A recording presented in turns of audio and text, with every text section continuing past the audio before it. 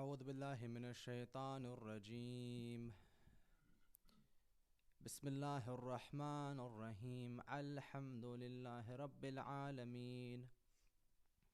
الحمد لله الذي لا يبلغ مدحته القائلون ولا يحصي نعماءه العادون ولا يعد حقه المجتهدون، الذي لا يدرك بعد الحمم ولا يناله غوص الفطن، الذي ليس له صفته حد محدود ولا نعت موجود ولا وقت معدود ولا عجل ممدود. أما بعد، صلى الله على سيدنا ومولانا حبيب إله العالمين وخاتم النبيين وخلق عظيم أبو القاسم المصطفى محمد.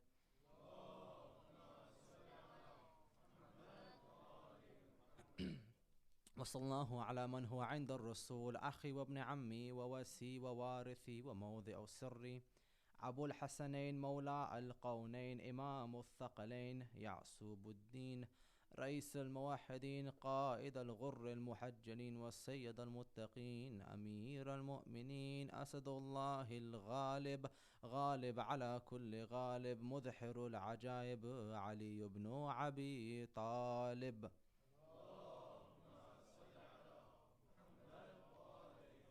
وعلى أهل بيته الطيبين الطاهرين المعصومين المظلومين، واللعنة الله على القوم الظالمين من الآن إلى يوم الدين. أما بعد، صلى الله عليك يا أبا عبد الله،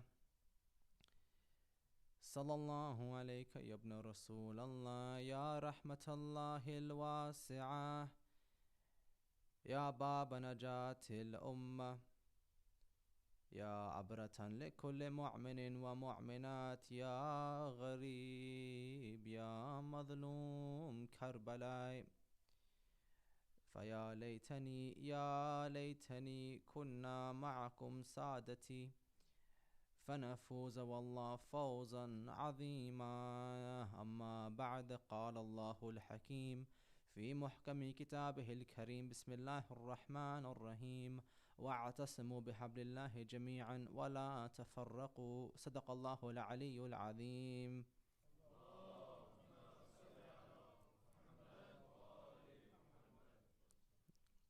السلام عليكم ورحمة الله. السلام عليكم.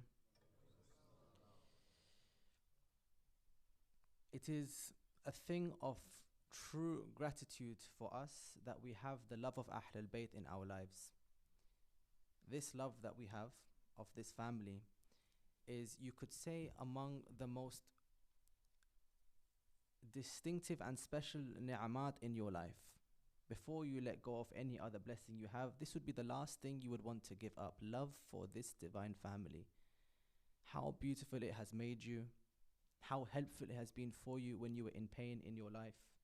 How much honor and izzat it gave you when nothing else was able to give you the station, the maqam you have.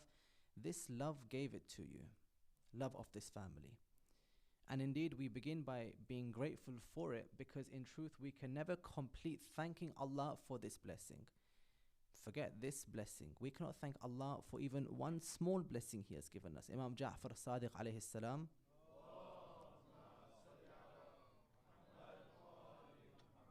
says, and this is repeated by other Imams, that you will not be able to thank Allah for even one ni'mat He has given you. One ni'mat. Pick the smallest thing you can imagine in your life. The smallest blade of grass on your garden in your home. The smallest piece of rice that you ate for your food. The smallest thing you can't thank Allah for, because if you do thank Him, you must then thank Him for the ability of thanking Him in the first place. And then you must thank Him again for being able to thank you for the second place and the third place and so forth. If I can't thank Allah for the smallest thing He's given me, how can I hope to thank Him for giving me love of Ahl al-Bayt? I can't finish the thanks that I am due to this Lord for what He has done for me. Now, this love of Ahl al-Bayt, which we have been discussing in a different way for the last 3 nights, think of it like an actual living thing, love of Ahl al-Bayt. It's not just something my heart has, like a hal, which can change. Think of this love as a genuine existing thing. It exists, the love of Ahl al-Bayt. It existed first in Alam al-Lahut with Allah subhanahu wa ta'ala, where Allah Himself has part of this love of this holy family. where Allah and His angels are constantly sending salutations on this family. Inna Allaha wa malaikatu yusalluna ala nabi. They are already praising this family.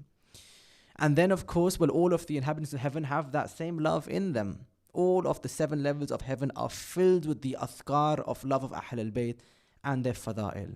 And the 7 levels of this earth as well, from the highest to the lowest. All that is in this world right now is itself doing its own fada'il of this family.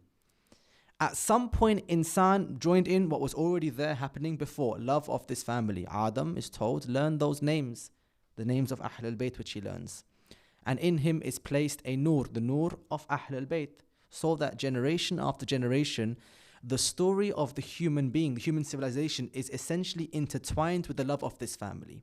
Each generation of prophets which come and go have that same love in them. One of our Imams says the role of the Imams is to guard and protect the love of Ahl al-Bayt until it comes to our family, from all those years until now.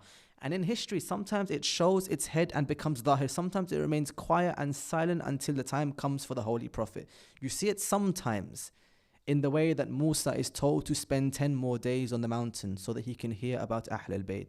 You hear it sometimes when Ibrahim is told, you will not slaughter this child, for he's been exchanged for another child. You hear it in these kind of places. You hear it when Maryam is suffering the pains of pregnancy and calls upon those names of Ahl al-Bayt to help her. You hear it when Nuh is concerned with the level of turbulence on the water. So he needs a dua to calm the water down, and he mentioned the salawat. So you hear it in those places, but then it subdues and becomes quiet. It only becomes dhahir again in the birth of Rasulullah Muhammad sallallahu alaihi wasallam.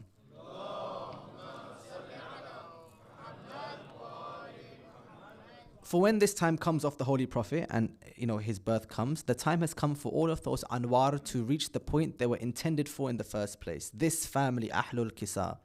And when the time comes, that love which existed for all of those eons now reaches the actual object of adoration. These 5 under the cloak of Kisa. And all the Imams min dhurriyatihim, from their line. But, bearing that in mind, there are people who are mukhalif and baghi of this family. What did we say in the first night of this series? There are those who have hub and those who have bughd of this family. And what you see, which is distinct from this moment until now, is there are people who do have in their heart actual hatred for the love of Ahl al-Bayt. They don't have that love. They hate those who love them, and they hate them themselves. And they organize themselves and they systemize themselves so that they institutionalize cursing this family on the minbar, which we spoke about yesterday. It's not just hate they keep in their own hearts. They make it part of the entire community.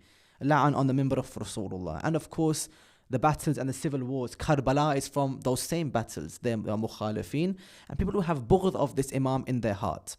Now from then until now, and yesterday I spoke about many times that we have faced so much oppression just for having this love in our hearts. What did I say yesterday? Some of us were killed for this love, some were imprisoned, some were banished from this love. And indeed, even those indirect tactics were applied as well to weaken our faith to this family. But no matter how hard they tried, killing us or imprisoning us or banishing us, we did not let go of love for this family. It didn't happen. Every tactic was used for this one purpose, reduce fadail of this Imam. But it didn't happen. If anything, the more they tried to harm us, the more Shias grew in the world. All of those tactics and strategies used against us, of those who had hatred, they were employed with such terrible force for so many generations, through so many hands, in so many cultures. But yet today, in every culture, there's someone who loves Ali ibn Abi Talib alive on this earth today. It didn't work. But they kept trying again and again and again. But we got smart. We realized something. When they try tactics on us to end this fada'il, we keep doing it in a different way, meaning we react to the changing of the circumstance. When we're given freedom, we speak of the name of Allah that we have had. We tell the whole world about this. But when we are under harm and under threat, we go into Taqiya to protect this love, so that when the time comes again, we may speak about it openly once more. We reacted to the changing of the times. And because we reacted, we bettered and bested all of their tactics. They tried killing us, we mourned for them at the funerals. They tried imprisoning us. Our prisons had the noise of fadail and masab of Ahl al-Bayt. They tried banishing us wherever country we went to in the West where there was no Islam. Now they're Imam Barghas and Majalis for Abu Abdullah alayhi salam. Whatever tactic they used, We bested them. We made sure that we will not let this love die. I could let go of my life before I let go of my love for this family. The Shias decided around the world, we will never let go of this love. But we reacted to the way the world changed. That's the point that I'm coming to today. When we were not able to speak, we were quiet. When we were encouraged to speak, we spoke openly. We reacted to how the world changed around us. I could say it in a different way. We always had in our heart this love for Ahlul Bayt. It was there privately. But when we weren't able to speak about it publicly, we changed according to how the public let us speak. When we were going to be killed for this love, publicly, we were in Taqiya. We did not speak about it. When we were able to, we spoke openly. When we had no government, we used it as a protest against the government. When we had a government, we made it from the minbar of the government. We always reacted, but our reaction is why we won. Today, there is a debate happening in the Muslim world, and we're all part of it. How should we speak about Ahlul Bayt publicly? Specifically, when it comes to cursing the enemies of Ahlul Bayt, who no doubt oppressed them, how should we speak about them? There are different views which come up. Some views say, well, we are free in this country to speak openly. We can say whatever we want. We have freedom in this country. And because we have freedom of expression and religion, we can say whatever we want. There's nothing stopping us, so let's just speak openly with no consequence. Others say, well, hold on a second. What about the Sunnis who we might offend by speaking too openly about those who they respect? We should respect them in how we speak. Okay. Then others come and say, well, hold on a second. Do we even have that much animosity against those personalities? We're all Muslim, we all have the same Quran, the same Prophet, and even though we have some historical disagreements, we shouldn't hold it in our heart that much and focus on the love and peace of Islam. All right, cool. Some people believe that as well. All these views have a different interpretation of this one question. What you believe in private, what should you say in public? Yesterday, I mentioned many of the shuhada of this religion, those who are suffering and in pain. And people after me were saying to me, like, it was very hard to hear what we have gone through and are still going through in the world. It was difficult to hear this. But what do we do about it? Like, what's the solution to these issues of the suffering that we are facing? Despite how difficult it was in the past, it is difficult now as well. How I speak publicly must somehow link to those who are suffering in the world today. Because I'm not a Shia alone in the West. I'm a Shia alongside an entire global qawm where we are all suffering together. So what I say publicly must be in some ways respecting the rights of those other people publicly as well. As you can see, there are so many factors happening at once. Let's try to intertwine them and let's try to cut them away from each other and look at them systematically. And mainly answer this one question. When it comes to dhikr of Ahlul Bayt and la'an of the enemies of Ahlul Bayt, what role does the public play in speaking what we already believe in private?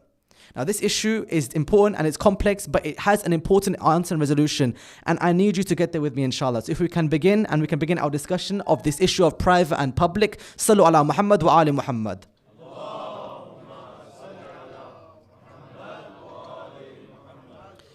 Okay, shall we begin, inshallah? When it comes to speaking about Ahlul Bayt publicly, there are sometimes, and forget Ahlul Bayt, in general, Islam, there are sometimes it's wajib on us to not say anything. For example, when Taqiya becomes wajib upon us. Taqiya is that important Quranic principle that what is in your heart, if it causes you harm, if you say it in public, no matter what you believe in private, you don't say it in public to preserve your life and the life of those around you. I'll go through the actual ruling itself. But that's the principle. You have one thing in private, in your own heart. But the place that you are in, the life that you are living, does not allow you to live peacefully with your private beliefs. And so, publicly, you then either protect yourself by not saying what's in your heart. Now, Taqiya is from the Quran, it is from logic, it's from history, it's from other faiths. But we have it clearly in the Quran. For example, when the story of Ammar Yasir comes, the story of Bismillah ar-Rahman ar-Rahim. وَيَتَخْذُ الْمُؤْمِنُونَ الْكَافِرُونَ أَوْلِيَاءَ مِن دُونِ الْمُؤْمِنِينَ. Can the mu'min take the kafir as his wali, protector, ahead of the mu'min? The verse says, of course they can't. It's not allowed for them to take them ahead of them. وَمَنْ يَفْعَلْ ذَلِكَ. Whoever does this action, فَلَيْسَ مِنَ اللَّهِ مِنْ شَيْءٍ. They're not from Allah at all. If they choose the protection of a kafir instead of a mu'min. إِلَّا أَن تَتَّقُوا مِنْهُمْ تُقَاتٌ. Except that person who would be harmed if he did not do this. This verse is about Ammar ibn Yasir, we are told. That when the time comes for him to say La ilaha illallah, he sees those around him being killed saying La ilaha illallah. So he doesn't say it. Couldn't say it. He gets worried and goes to the Prophet and says, Ya Rasulullah, I didn't say these words. What about my iman? Now, as we know, iman is a matter of the qalb. The Quran says, كَتَبَ الْإِيمَانَ عَلَىٰ قُلُوبِهِمْ. Iman is inscribed within the walls of the heart, not just on their tongue. There are levels of iman. Ya ayyuhalladhina amanu, amanu. Keep believing, keep going deeper. It's not just on the tongue. So when Ammar is worried, the Prophet tells him, don't worry. This verse is related to you. That you had in your heart one thing, but you chose the protection of the kuffar to save your life. Same thing happened in the time of Fir'aun. Same thing happens then as well. The verse says about the time of Fir'aun that there was from them min al-rijal al-mu'min min ali Fir'aun. Who was from the family of Fir'aun? He was a mu'min. But what did he do? يَقْتُمُوا إِيمَانَهُ. He concealed his faith so that he could criticize Fir'aun for the oppression towards those who have people of Tawheed. يَقْتُمُوا iman means he concealed his own faith for a reason, protection of his life. So Taqiya in this form is from the Quran. It makes sense. It's also logical. If you're going to be killed for something and you can save your life to say something to protect it, your heart doesn't change. What you say changes to let them protect you, but you stay on iman in your heart. That's Taqiya. That's the point of Taqiya. It comes from taqata, which means to protect anyway. That's what it means. To guard something, to protect something. That's the meaning of it. So you're guarding and protecting your life. That's where it comes from. Now, when it comes to the idea of Taqiya, sometimes people think it means hypocrisy. They say, well, this is nifaq, it's clear nifaq. Why? Well, you believe one thing and you're saying another thing. You're a hypocrite. Outla Ja'far Subhani explains they're not the same thing. See, when you're a hypocrite, an actual munafiq, you don't believe something in your heart and you only say in public to appease the public. When you do taqiyya, you believe something in your heart. You say in public just to protect what you believe in your heart, because that heart would be cut otherwise. There's a difference between them. Taqiyya is to survive with your aqidat. Hypocrisy, nifaq, is to break away the qawm itself. They're not the same thing. Many times our imams have told us to do taqiyya on certain issues or to not speak too openly about some things. For example, we have some narrations where the imam tell us, when it comes to our secrets, don't tell them to everyone. Our secrets, don't proclaim them too widely. Now logically, I'm not going to say what those secrets are from the hadith because it's a public platform. But when we come to the wilaya tashri'i of the imams and wilaya takwini, tashri'i is what when the imam can legislate, give law, here's the Quran, here's sunnah. Takwini is when the imam themselves have certain generative powers from Allah subhanahu wa ta'ala in which they are the malik, the imam over all of creation. And through that they have reached certain levels of karamat where the sun, the moon, the stars are all subservient to their wilaya. There are some things associated to that wilaya which we simply are not allowed to speak about too publicly. The imams have warned us against it. There are many reasons for this. One simply could be some people simply can't handle the level of the imam they are learning about. So for them, you don't open with those things. Also, there are occasions where the imams did not curse their enemies publicly. There are examples of this. Privately, we know who they are, we know how they spoke, we know exactly what they did to Ahlul Bayt. Because privately, the Imams told us all about them. But sometimes when they were asked about them publicly, they wouldn't say in public what they said in private. And there's a lesson there. What you believe in private is not always to say what's in public. The point I'm trying to come to in this saying is, when it's not just about protecting your life when it comes to taqiyya, it's about many things, including what you say about Ahlul Bayt. Taqiyya, therefore, to continue our discussion, has 4 types, which come from Shaykh Mufid in the book Awa'il al-Maqalat. 4 types. The first is where he says it's wajib to do taqiyya when your life is under threat or someone else, a mu'min's life is under threat, and you can only save their life through doing this taqiyya. Then it's wajib on you. If the only way to save them is through these words. Number 2, it's recommended to do taqiyya to preserve the unity of the Muslim world. Number 3, it's allowed to do taqiyya to protect your own property, because property is part of your own wealth, part of yourself. And number 4, it's haram to do taqiyya if it's going to cause you committing a sin, like killing someone. Someone comes to Africa and says, if someone comes up to me and harms me and says, if you don't kill someone, I'll kill you. Can I do taqiyya and kill someone? The Imam says, no, you can't, because you can't do haram under taqiyya. These are the 4 types. We're interested in the first type. Well, the second type is quite interesting too. We're interested in the first type. You are not allowed, it is wajib on you to do taqiyya to protect your life or the life of others, if the only way to protect them is through your words. That's where our discussion is continuing from. It's clearly not just about me, it's about other people as well. It's about others' life as well. It's not just my life only. It's how I protect others. So we have many narrations from the Imams where they speak about how you should speak to protect other people's lives. For example, a narration from Imam Amir al-Mu'min Ali ibn Abi Talib alayhi salam.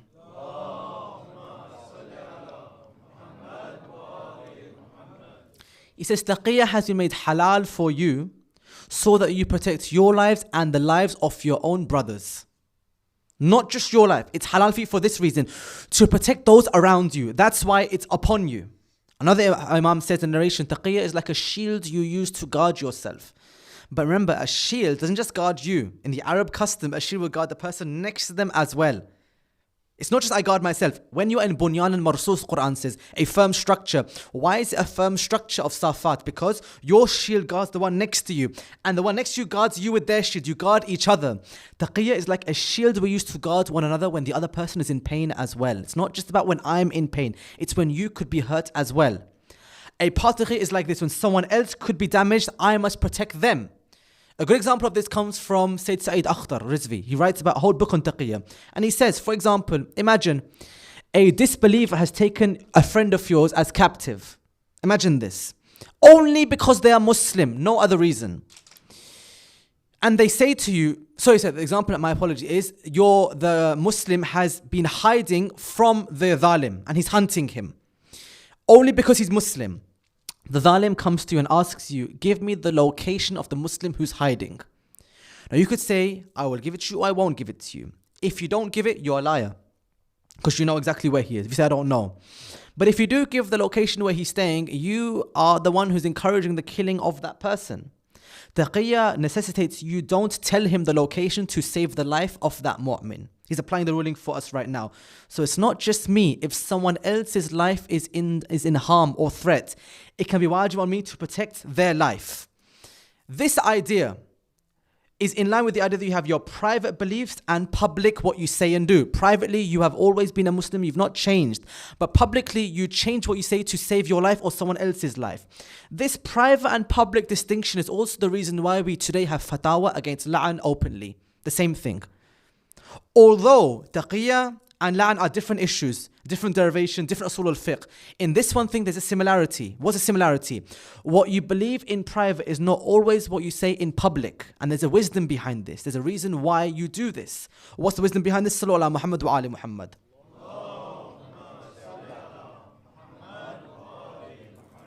As all of you know, Tabarra is part of our deen. Tabarra is part of our faith. Tabarra is something we can never let go of. Doing la'an of the enemies of Ahlul Bayt, dissociating from them. There's no way in hell that a Muslim can be a Muslim without someone who hates the enemies of Ahlul Bayt. That's clear.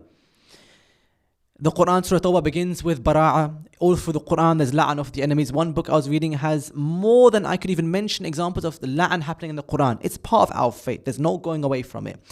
And part of faith also essentially doing la'an of the enemies of Ahlul Bayt, specifically them. That's part of our deen. And no one has a right to change that ever. Imam Ja'far Sadiq alayhi salam says, I swear by Allah, there has been no one on this world who has been ordered to follow except us Ahlul Bayt, only us. And I swear by Allah, if someone follows us, they must have hatred for our enemies. Then he says this line which I've written down so we know. وَمَنْ وَفَقَ عَلَى عَدُوِّنَا, whoever agrees with our enemies, فِي الْقَوْلِ أو فِي الْعَمَلِ, in either their words or their actions. If you agree with them in their words or their actions, لَيْسَ مِنَّا وَلَا نَحْنُ مِنْهُمْ, you are not from us and we are not from you. If you even agree with them in their words or their actions, there's no scenario for a Shia to even have a soft heart towards any enemy of Ahlul Bayt. That's private, in the heart. When it comes to public, we have different situations where sometimes we have to do or we are meant to do in la'an, sometimes we can't do it. Depends on the circumstance. And today we have many rulings of Maraji telling us this as much. For example, Ayatollah Khamenei's fatwa is very clear. Ayatollah Sayyid Ali Sistani's fatwa are very clear. That you are not allowed to mention in public, anything which might offend the other madhahib or the muqaddasat of those madhahib, including the figures they hold and revere. Their khulafa, their people. We can't insult them. But this is not about what's inside the heart. It's about what's in public. Do you see the difference between them? For example, everyone mentions Ayatollah Khamenei's fatwa, which is what? When he says that you are not allowed to insult the wife of the Prophet in public because it insults the sensibilities of the Sunnis. But do we know what he says in the actual fatwa? I've read the fatwa. Do you know what he actually says in the fatwa? He says, even though we acknowledge that she fought against Imam Ali alayhi salam, we acknowledge this. There's no disagreement over this. In the fatwa, he says this. She fought against the Imam of her time. But because of the way the Imam spoke about her then, and the way he spoke about it in public, and the way he did not curse her then, we are not allowed to do this now. That's his ijtihad, that's his leadership. But look at this, there's no denial of the facts. She fought against him. That's a fact. That's in private. We know what we think about her. But because in public it could offend and cause other consequences, we don't do that action. There's a difference between public and private. These things are not the same. You see what I'm trying to say? Whenever you go to these fatwa, this happens a lot, where we take the end of the fatwa and apply it to everything and say that the alim must be against our aqidah. That never happened. There was a thing before why he said this fatwa. Okay, that's Ayatollah Khamenei. When it comes to Ayatollah Sistani, the same thing has happened. Ayatollah Sistani, people think the fatwa he has given is that we should not insult the people who the Sunnis respect because we also respect them. But that's not the ruling. When the actual fatwa came out, by the way, there's no single account of Al-Sistani saying you can't do Tabarra or La'an. It's about when it's done publicly. That's always there. But when the ruling came out, where Al-Sistani said those words which people thought were too powerful, where he said, it is haram or is not allowed. It is absolutely prohibited and it is against the imams to curse them openly, to curse them. Why did he say this? Why did he say this in such strong language? Because he got a question. And the question came on October 2013, where someone wrote to him and says that we have heard reports that on the shahada of the Imam Jawad alayhi salam, on his shahada, there are people going around the towns of Al-Adhamiyya, one of the towns in Iraq, and they are openly cursing the second Khalifa and the wife of the Prophet. What do you say about this action? And he answers, about this action, it is completely forbidden and it's against, reprehensible and against the Imams. What action? Openly cursing them when you go through the streets. But nowhere will you see a ruling of us saying in private you can't have these beliefs. You see what I'm saying? It's public and private. There's an important distinction between them. And sometimes we get it wrong. We think because the ruling is in public, it means those alims are against what we believe in private. It's not the case. Look at their tasbih that they do. Look at what they say in their qunut. Look at the du'as they write for people. Look at what they've written in their books. They are not against the aqidah. But there's a reason for the public. Even Ayatollah Wahid Khurasani, Shaykh al-Wahid, Ayatollah al-Uzma al-Aqid, no one can question his aqidah. Everyone knows aqidah is pure love for Ahl al-Bayt and pure barat for the enemies. One day he's teaching in his class, Ayatollah Wahid Khurasani. While he's teaching, he's quoting a different scholar, Fakhruddin al-Razi, a Sunni scholar, of how he mentioned second Khalifa. While quoting, he says the word radiyallahu anhum about what he's saying. Now he's quoting someone else. He's not saying it himself. But when he says it, one student stands and starts cursing him to his face, cursing the second Khalifa to his face. Shaykh Wahid says, have I not warned you? In my classes, don't speak like this about them. Now, go to his books, different story. Go to private durus, different story. But in my public classes, don't speak like this. Because what you say in public is different to what you do in private. There's wisdom behind this. But we get it wrong sometimes. You know what we think? Like I said, we think that means we can't speak about history. Anyone speaks history, we have to criticize them. They're causing sectarianism. And if you even speak about these things, you're going against unity. The ruling was never about private. It was always about public. But we get it wrong. So someone goes to another alim, Ayatollah Nasir Makarim al-Shirazi in Qum, and says to him, you know this program Mukhtar Nama, we don't like this program. He's a marja they're talking to. We don't like Mukhtar Nama. Why? They say to him, because this narrative of history that's in this television show, it insults the Sunnis by showing that they were not the Khulafa of the time, and it insults them. So we think it should be taken down. You're a marja, take it down.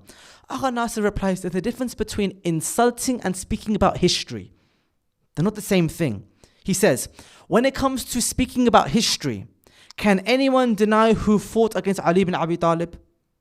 Can anyone deny who denied bay'at to him? Can anyone deny these things? No, they can't deny these things. If they open one book of history, they'll see these things. We don't curse them, but who said we can't speak our own history? Who said that? Then he says, we are not the Shia who are blind to our own books. We have our own version of a historical narrative and we put it out there. Whether they read it and ponder themselves is on them, but no one can stop us speaking history. That's not the same as cursing. You see, they're not the same thing. The public and private distinction is so important. Agha Nasim Makam also says, Tabarra, true Tabarra, is like when there's an impurity in your body and you vomit it out from your body. That's how important it is. The body needs to survive by letting go of the toxins within. So you need to survive by doing la'an of those enemies. They are not against la'an. But the public fatwas always have a caveat. It's always about what's happening in public. Ayatul Khamenei, I mentioned another example, Ayatul Khamenei. You know that fatwa he gave in 2011, the one which went very famous about him saying you cannot insult the muqaddasat. Do you know why he said that? Before he says those words, you can't say them because he said the other words. That when it comes to religion of Islam, there are some ways of preparing for the Imam and Islam which are private.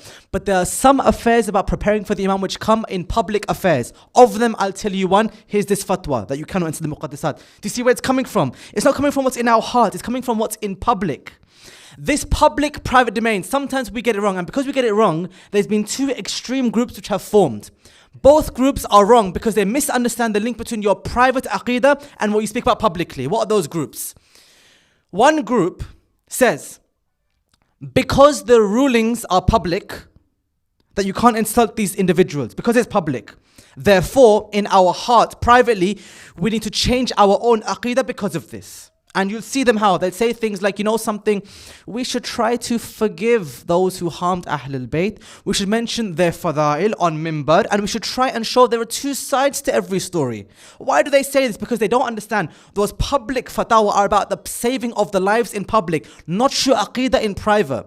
But they get it wrong how? They say, you know what? Because the rulings are out there, we got to follow the same thing inside our heart. We can't insult them to ourselves either. And you know what else they do? They made a big mistake recently. Some people who claim to follow the marja put a video out in which they pretty much denied Tabarra is part of deen. Denied it. I saw the video itself. And they go through all the books of the man and say, you know, we don't believe in this thing. It's not. Why? Because they see the fatwa in public and thinks we got to believe the same thing in private. So they denied all those things which are actually in our books. So the Sunnis, God bless them, found all of the books which has it in them anyway. I made a video which shows you're saying one thing, all your marajas say one different thing completely. Because their tactic was, if you simply deny history, you can try to appease the Muslims to fit in with them. This is wrong. We are not here to appease anyone. We have our own beliefs, our own aqidah. These fatwa are just to protect our lives, not to change what's in our hearts. There's another extreme though.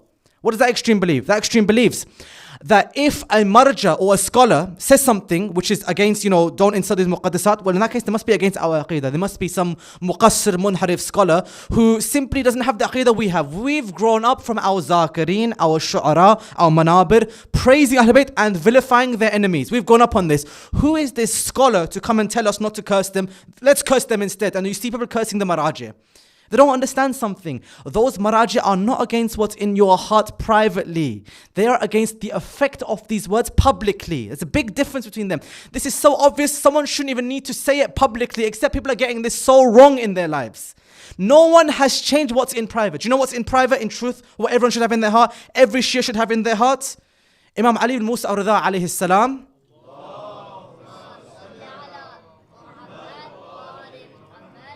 he writes a letter. And someone says to him, explain to us the furu' ad-din. He says, I'll explain to you the furu' ad-din.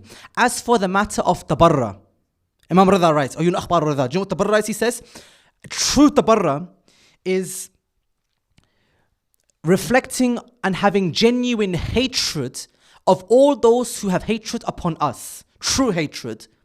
He says, all of those people who fought against my grandfather at Jamal, at Siffin, at Nahrawan.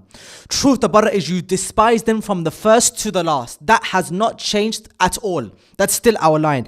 Anyone who hurt Ali ibn Abi Talib has hurt us. Anyone who hurt Sayyid Fatima alayhi salam has hurt us. The Imam Rida then says, true Tabarra is with tawalla. And that means just as much as you hate our enemies, you must love those who love us as well. It's wajib on you to love Ammar and Miqdad and Salman and Abu Dhar and Syed ibn Khudri and Abu Ayyub al-Ansari. All of it's wajib to love them, just like it's wajib on you to hate those enemies. That's not changed. But what does change is how you take that love in your heart and speak publicly. Because sometimes what you need to do is do la'an openly. But sometimes true tabarra comes in different forms other than la'an. It comes differently. For example, Imam Ali alayhi salam's life. Sermon 204 of Nahj al-Balagha. He's at a battle, fighting against the people of Sham. His followers start cursing those who are fighting against them. He says to them, I don't like that you curse them. Even though they curse Ali from the minbar, I don't like that you curse them. Rather, it would be better for you to mention the things they have done wrong and your disagreements with them, because maybe that's a better way of turning their hearts than cursing them to their face.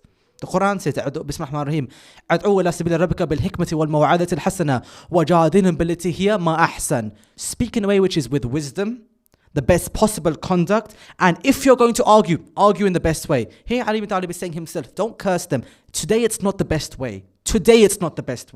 Then he says, do dua for them, that maybe let's dua that they can turn and join us again. If they don't do dua for us, if they don't turn over, we kill them. But the way you speak depends on the environment you are in. So in that environment, he says, don't curse them. Sometimes he does curse them, or in private he cursed them, and even publicly he criticized them openly. Look at Shattering. I've given a whole ashra on that one khutbah of Shattering where the Imam alayhi salam does not hold back about the khulafa. But that's a different situation. He's walking with his companions in private. He's just walking with them. And it comes out because someone asked him a certain question. And a man comes with a letter and he stops speaking to look at the letter. And Ibn Abbas says, would you speak? He says, no, I've finished speaking. I won't speak about this anymore. It was like Shattering. It was like the foam that came out accidentally and it has gone back in now.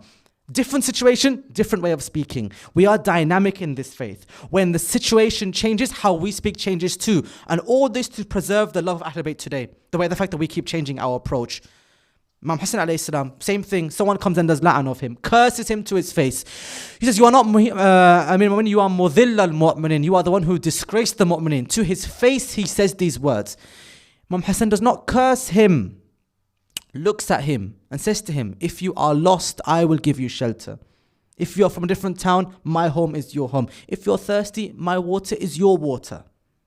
The man then turns. Someone says to him, you came into this town cursing Hassan. Hassan has just helped you. He says, that man is Hassan ibn Ali who I've just been doing la'an of.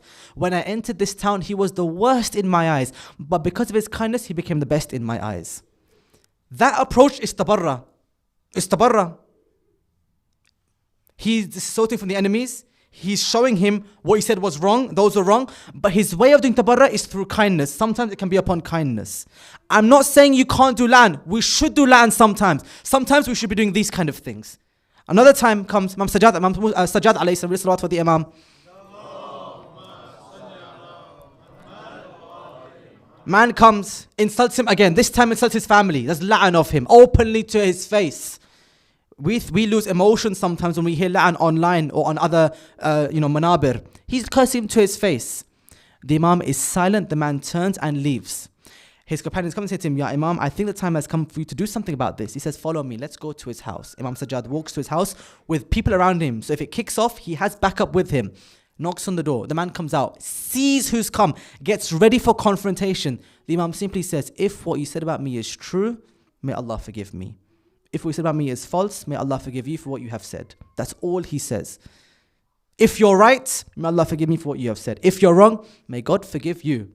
The man then turns and says, that I, through this one statement of Imam Hassan alayhi salam, my whole heart turned towards him. That line is tabarra. It's still tabarra. Because he's showing him that, because at the end of it, he joins the Imam of his time. He dissociates from the enemies who were cursing him. So it's still tabarra. There's a man in Imam alayhi salam, same fourth Imam in his town. Everywhere he goes, no one gives him shelter. No one gives him care or attention. Not a single person. He realizes he has to go to Imam Sajjad alayhi salam's house. He goes to his house. He knocks on his door and says, I'm sorry to disturb you, but I am thirsty and I want food and I need shelter. Can you help me? The Imam helps him. The man says to him, I was nervous to come to your door because of who I am. Maybe you don't know. Imam suggests, I know exactly who you are. You are Murra bin Munqid. You are the one who put a spear through my brother Ali Akbar's chest. I know exactly who you are. He said, if you knew me, why have you welcomed me with such open arms? Are you not cursing me? Imam says, anyone who comes to our door, no matter what they have done, we never reject them or turn them away. That statement is tabarra as well. It's tabarra. He's showing to him what you did was wrong. I dissociate from the actions you have done. But because you came back to us and I treat you with kindness, there's always a way back for you. That's tabarra as well, is disassociating from the enemies of Ahlul Bayt. Give you one last example. Another man curses Imam alayhi salam again. This time he curses Imam Hussein alayhi salam. He says to Imam Sajjad, your father lost at Karbala. He failed at Karbala. He was a loser there. He lost. The battle was lost. His blood was spilled. Where have you won? Where is your victory when your father was slain on Karbala? Imam could have cursed him like how we curse him today and how he cursed him in other situations, but not in that situation. In that situation, he walked with him by his hand, took him towards the masjid. The adhan started. Ashadunna aliyun waliyullah. The Imam says, if you want to know how my father won, this sound is the sound of his victory. The fact that today someone is left to say La ilaha illallah is proof my father won on Karbala. If it wasn't for him, there'd be no one left to do tawheed on this world. That's Tabarra as well. That's Tabarra, but a different approach. The approaches change. We need to know sometimes when to curse, when not to curse. I'll come finally at the end of the lecture to when we shouldn't curse. I've not even said why we shouldn't curse yet. But we need to know when and how to curse. Sometimes the way we curse is different. We don't use names. We use subtlety. We use different approaches. The Imams taught us like this. One companion of the Imam, he's told, curse the Imam. Now listen to the way I'm saying this. He's told, curse the Imam. The companion says, this man has told me to curse Ali ibn Abi Talib, so I curse him. He leaves. La'natullahi alayhim, I curse him. They think he's cursed Ali, but the one he's cursed is the one who told him to curse. I'll say in a different way. The first way I said it was how? This man has told me to curse Ali ibn Abi Talib, so I curse him. Now listen to how I'm saying it now. This man has told me to curse Ali ibn Abi Talib, so I curse him. The one who told me to curse Ali. They don't know who he's talking about, but he knows who he's referring to. His life got saved and he did la'an of the killer of Ali that same day. Do you see? We have to be smart with how we speak. The Imams taught us, when you come in this kind of situation where you might be harmed by speaking aqidah, be smart in how you speak. I'll give another example. Sa'sa bin Suhan, one of my favorite companions, one of my favorite moments of his. Sa'sa bin Suhan, a great orator. Imam Ali has just become the Khalifa. After he should have been given it in the beginning, he's been giving it now. Everyone's coming saying, congratulations Ali. You're the Khalifa, congratulations. You are the Imam now. All except Sa'sa. He doesn't congratulate him. He says to him, Ya Ali, I don't congratulate you for becoming the Khalifa. I congratulate Khilafah for having someone worthy like you. I don't praise you for something. You have gained nothing. Khilafah has gained everything on this day. Before you, this thing you are sitting on was a pile of wood. But after you, it has become the mimbar of Rasulullah again. On that day, that's Tabarra. There's not a single curse from him. But by insulting and by showing, all those who came before were not even worth the dust of the feet of Ali ibn Abi Talib. That before them it was wood, with him became a mimbar. Look at how beautiful that approach is. Sometimes we need that approach as well. And it comes to us as well. There was a scholar who was speaking, and there was a crowd of Muslims and non-Muslims, and Sunnis and Shia. A Sunni realized that he's not Shia and got very aggressive and said to him, openly, stood up and said to him, tell me right now, just say it straight. After Rasulullah, who was more worthy, Abu Bakr or Ali? Say it right now. The scholar replied, knowing his life could be in threat from that moment, he said those words, the one in whose house the daughter of the Prophet was. The one in whose house his daughter was. That's what he said. The one in whose house his daughter was. The man thought he means the one in whose house, which of those two's daughter was in the Prophet's house. Daughter of Abu Bakr, house of Rasulullah. She gets married to him. But what he means is, which of those two married the daughter of the Prophet? Whose house is she in now? Ali's house or someone else's house? But the way he said it, you wouldn't know which one he means. What does he say? The one in whose house the one in whose house his daughter is. You wouldn't know who he's speaking about. But he's wise and smart. That's called Tawriya, by the way. When you say one thing, but in your words, you mean a subtle double entendre in the meaning that you say. It's a very smart tactic and a very humorous tactic. We do this to survive, because without this, we might be killed. The public and private distinction, what you believe in private, we say public, the fact that they are not the same is so important. We only survive today because of this distinction. Let me give to you just one last reason why we have to remember this when it comes to la'an, and I'll end inshallah. Sallallahu Muhammad wa ali Muhammad.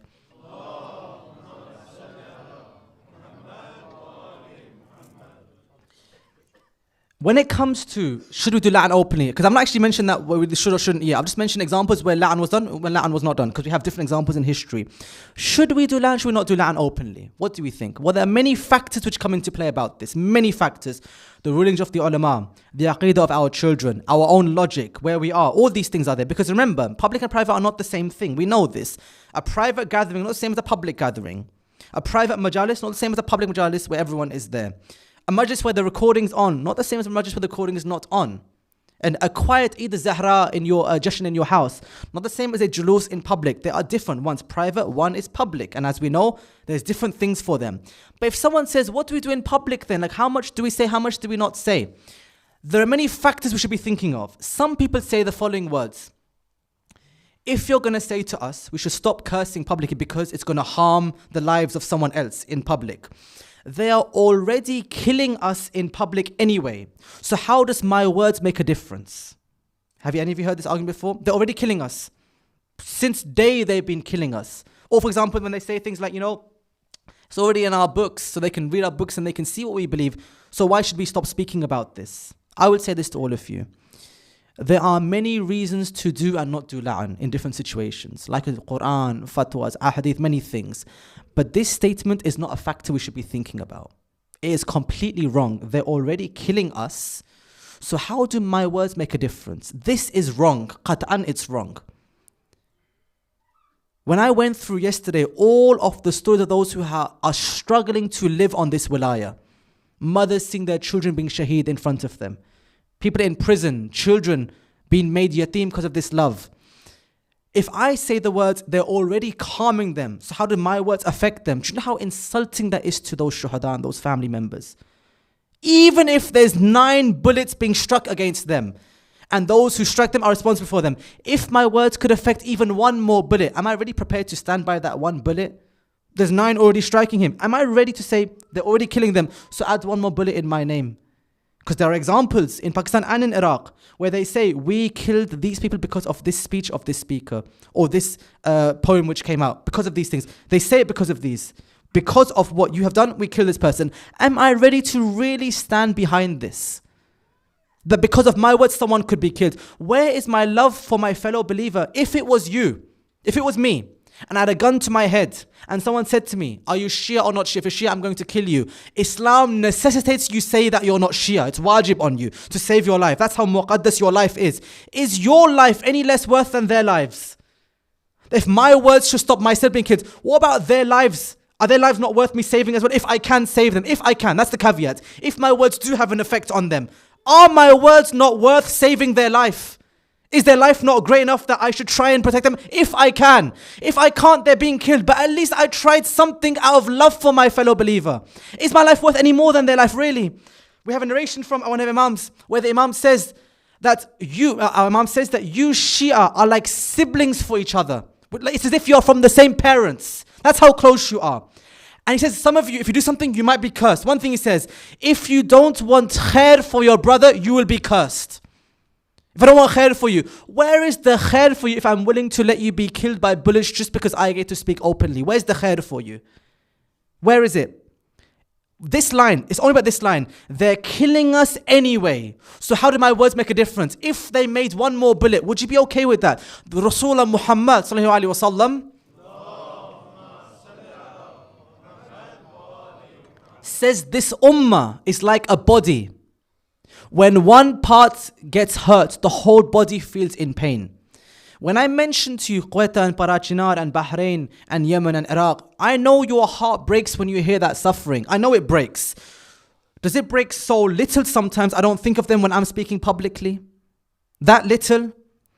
Okay, I'll go one step further. Our 6th Imam says, the one who wakes up in the morning and does not think of the suffering of their fellow Shia is not from us followers of Ahlul Bayt. Did I wake up this morning and think of them?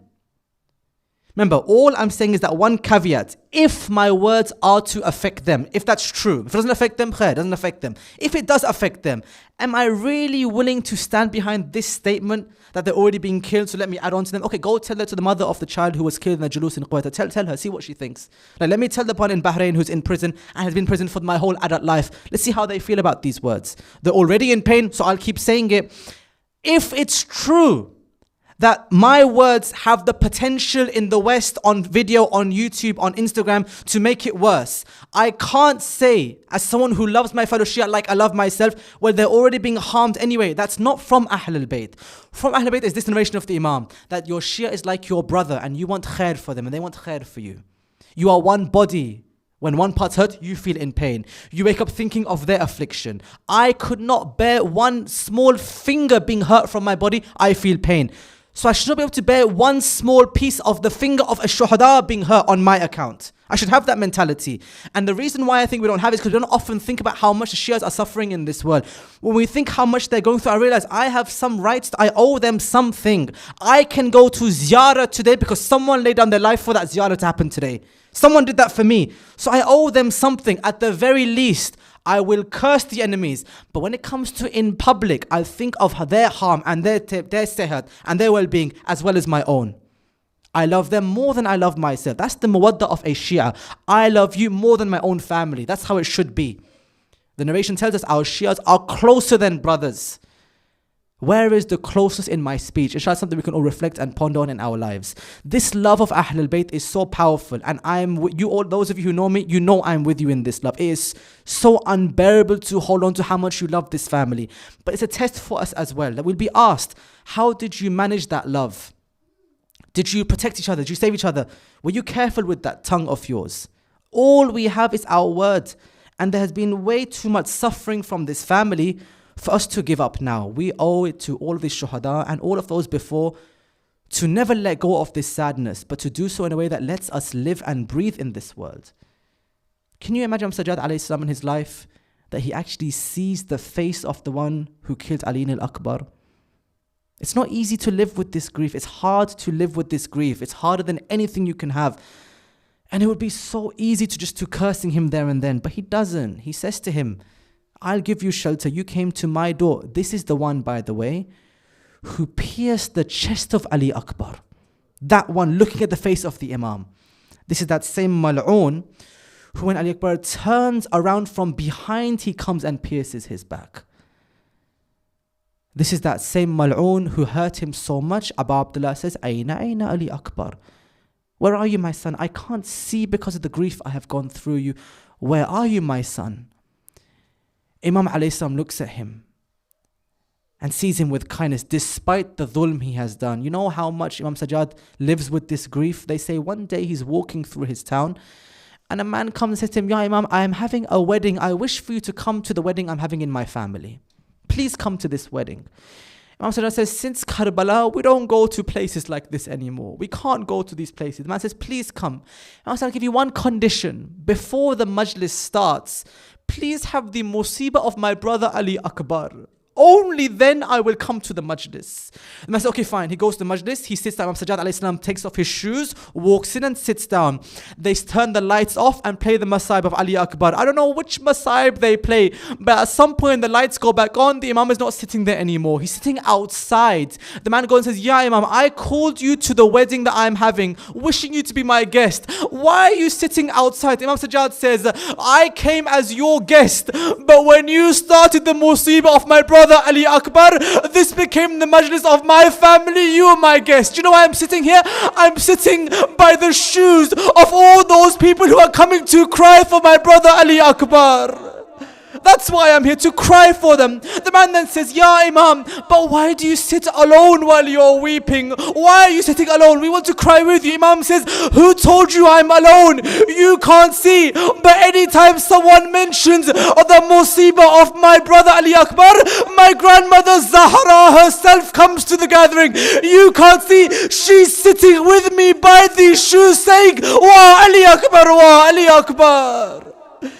My mother is with me, she's mourning for. There's not a single time you mention my brother, she doesn't cry for him. Every time, which musibah? There's one musibah which breaks the heart of Ali Akbar. Which musibah? They say when he's leaving to go to the maqtar, sometimes he comes out from the tent, sometimes he goes back inside the tent, sometimes out. Why? When he goes out, Zainab says, we want to see your face one more time, come back in. Then Kulthum, when he comes out for the last time, they say all the women are holding him. Kulthum's holding one arm, Zainab one arm. But have you reflected on this? they're holding his arms, but there's one 4-year-old girl holding his legs, saying, don't go, my brother. She can't reach his arm, she can't reach his shoulder. Sakina holds the legs of Ali Akbar, saying, please don't leave me, my brother. You are the one who is my older brother. There are many times we think maybe Sakina may have missed Ali Akbar in her life. There's one narration now which breaks the heart of when I think she may have missed him. When they were going in Sham, the narration says as they were traveling, there were only mehrams looking at the woman going through the streets of Sham. Meaning when they turned, more and more mal'oon men would see, who are these women coming? One man comes forward and says, you see this daughter of Hussein, I wish to take her as a slave in my company. When he says this, Sajjad stands, although there's chains, and says, I have tolerated so much, but I will not allow someone to degrade my family like this. Maybe on that day Sakina remembers Ali Akbar, that if only my brother was there on that day. Because as they kept walking on that day, which day? The day of all days, Qiyamah, on the bazaar of Sham, as they're walking, they say that all of those heads are above them as they're walking, meaning when Sakina looks up, she sees the head of her brother in front of her. She mourns and cries for him. As they're going, they say a small group of women come together and they see the face of Ali Akbar atop the spears, and they start weeping and mourning. Zainab says, why are you crying for this head more than all the other heads? They say, we are the women of Sham. We see many men come and go, but we've never seen a man, a youth, a jawan, as beautiful as this one man here. We are asking, do you know this boy? Zainab says, I am the one who raised him from when he was a child. I raised that boy when he was a child. Then they say, but we are crying. Why are you crying? We are fearful. We wish the mother of this child should not be alive today, because no mother should see a son so beautiful with his head on top of spears. As they say this, they say Layla stands and says, I am the mother of this child. Not only am I still alive, but I was there on the day when Hussein came back carrying the body of Ali Akbar. He had pulled a spear from his chest. So sometimes he was falling to the ground, sometimes he was standing saying, Wa Ali Akbar, Wa Ali Akbar.